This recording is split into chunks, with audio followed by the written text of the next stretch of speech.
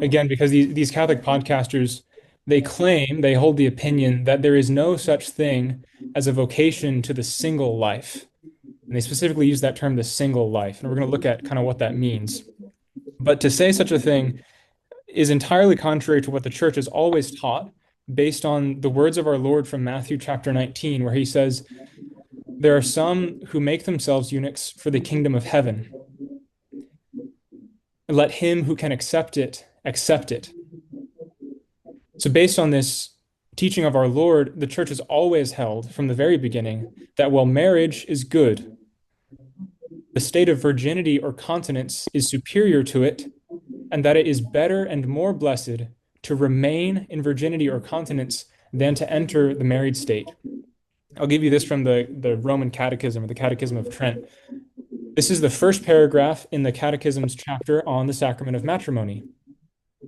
As pastors should propose to themselves the happy and perfect life of the faithful, their most earnest wish must be that of the apostle. When writing to the Corinthians, he says, I would that ye all were even as myself, that is, that all should lead a life of continency. For there can be found no greater happiness in this life than for the soul, undistracted by worldly cares, every unruly desire of the flesh being tranquilized and extinguished, to repose in the one sole study of piety and the contemplation of heavenly things. So this is the church's official teaching on the superiority of the state of virginity or continence, is that those in the state of virginity or continence have greater freedom to devote themselves to God. St. Paul says, I would have you to be without solicitude.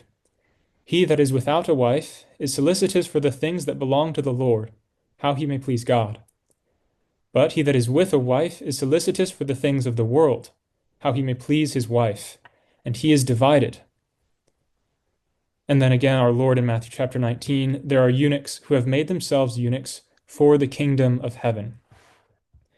So this making oneself a eunuch for the kingdom of heaven, embracing virginity for the sake of thinking on the things of the Lord, being devoted to God and striving to please God alone.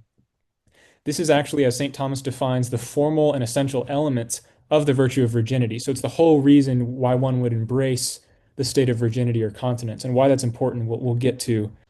So St. Thomas says the virtue of virginity is the purpose of abstaining from venereal pleasure, venereal just meaning another word for sexual pleasure, which purpose is rendered praiseworthy by its end.